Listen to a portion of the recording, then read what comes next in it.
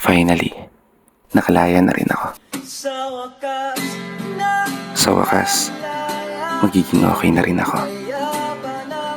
At tuluyan ang nagkaroon ng kasagutan yung mga paulit-ulit na tanong na bakit nga ba kailangan kong makulong sa sitwasyon na hindi ko naman talaga deserve.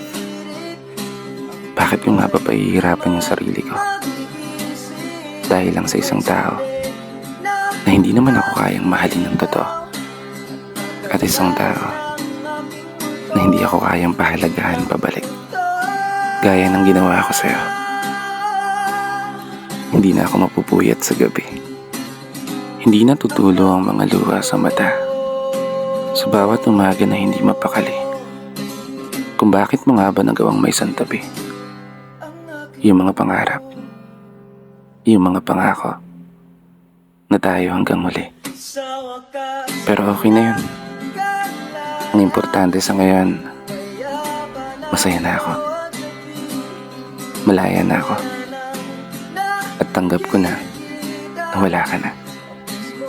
Nasa oras na muling magkasulubong tayong dalawa, asahan mo, kaya na kitang tingnan sa mata nang wala ng pagmamahal na madarama.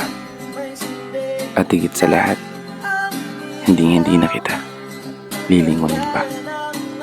Malaya ka na. Malaya na rin ako. At hindi na ako babalik sa'yo.